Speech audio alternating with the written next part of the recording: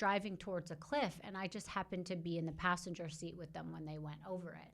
So I became famous, but I wasn't really the one that deserved the infamy for it. Right, like it would have happened to this person regardless. Yeah, I mean, anyone could have been in that passenger seat with him. There was no rule book, there was no, Instagram or TikTok or anything like that. But I mean, like, what was that like for you? Like, one day you're walking down the street. Yes, you were on, we have this 9/11 event. You were on the cover of Page Six or the Post. But like, this really, your name was everywhere. So like, just as a human being, what was that like? Right. So I had been in the press before because my face had been on the cover of almost every newspaper in the world 10 years before, a whole decade before. And I had seen what it had been like to be the face of something. But that was obviously much different. And I had gotten so much support. I mean, honestly, that got me through my fiance dying. I mean, for those of you listening that don't know, my fiance was killed in the World Trade Center. A picture that the Associated Press had taken circulated throughout the world. And I started getting letters and phone calls, and people wanted to know what happened to Andy and if they found him and how I was doing. And I was this fresh-faced 26-year-old girl looking for my fiance. I had lost my whole life and I didn't know what to do. And that was everyone's connection with the World Trade Center that didn't have an actual connection to the World Trade Center. And it kind of makes me emotional just thinking about it, because it was so sad for people that really wanted something to hold on to. They wanted to know what happened to him. And it was, I was their conduit kind of they really looked hard, for him. And that was so nice. So it was, it made it easier than if my fiance had gotten hit by a bus and no one knew about it. And it was just me mourning him, me and his family, right? It was the whole, everyone that was following his story, was checking in with me. And I couldn't go through a day without letters coming to my house, phone calls, emails. It was incredible. I mean, some stranger wrote an actual song for me and published it. It was incredible, and it really helped me get through that time. So I actually didn't have a breakdown about September 11th and losing my fiance until an entire year later. I had to actually take a absence from work. I was working in Bloomberg News at the time.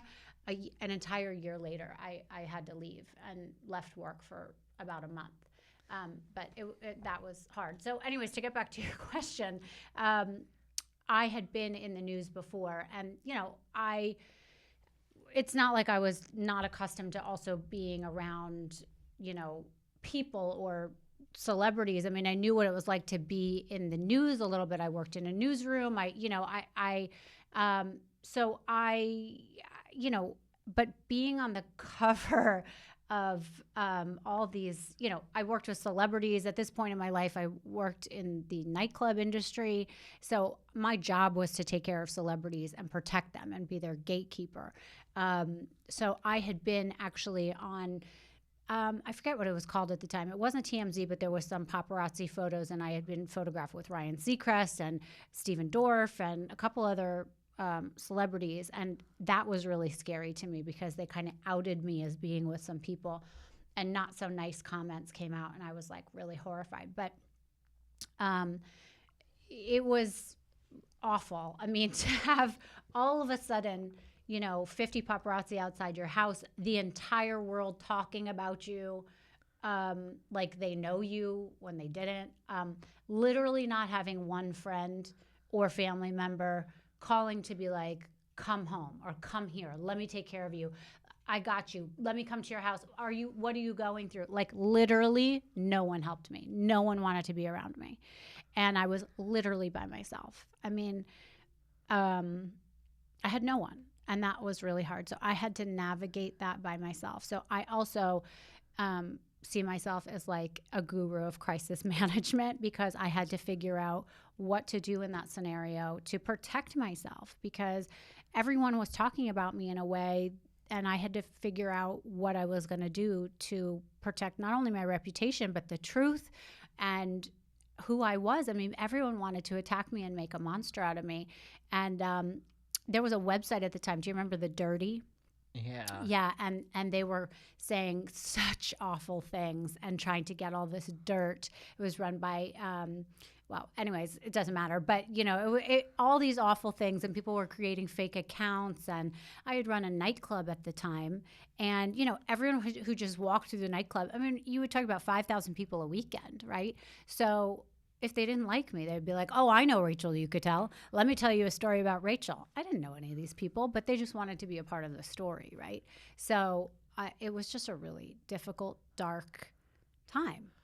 Were you scared to like leave your house, like with all these paparazzi out? I mean, were people following you? Of course. I mean, there are shots that are still kind of iconic that, people that weren't may not remember that time, but these are like iconic shots where I'm like walking my two dogs at the time.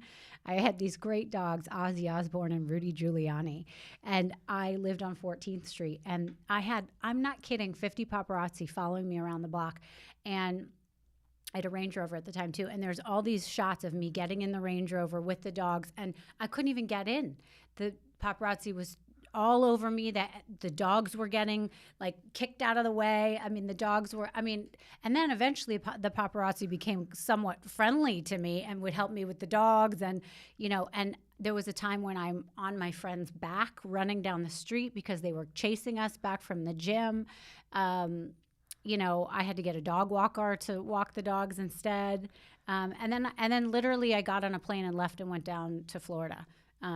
Very quickly soon after. But then they camped out in front of the house in Florida too. I mean, it did not go away. This was not a 15 minutes of fame. It was much longer.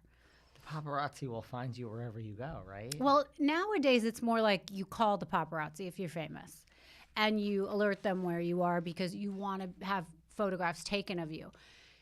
Back then, it was not as much like that. They knew what they were doing. They followed you. They camped outside your house. It was a totally different scenario back then. I was definitely not calling the paparazzi. I didn't even know how that worked back then. Did you get like death threats? Like how scary did it? Like did it get scary? No, there was no death threats. Listen, no one was calling my phone besides people in the media. I would pick up the phone, it was Harvey Levin. I would pick up the phone, it was the Post. I would pick up the phone, it was the Sun. I would pick up the phone, it was the Daily Mail. I don't know how these people got my phone number, but there was no one from my past life. Everybody dropped me. No one wanted anything to do with me because it was the biggest story in the world. Well, they say you find out who your friends are in moments of crisis. Yeah. Like, and who's going to stick by you. Yeah. Well, right. So, that's where you are well-versed to host this podcast. The media painted you as, a home wrecker. Mm-hmm. I believe Joy Behar from The View called you a hooker. Yeah, and that was pretty crazy. I'm actually sort of shocked that kind of never came up again because in the HBO documentary, I think they even played that again. ABC made her apologize. A hooker is an illegal profession. So she was made to apologize because it's one thing to be like, oh, she's, a floozy, or she's, you can comment, I guess, about something you feel about someone. But to say I'm an illegal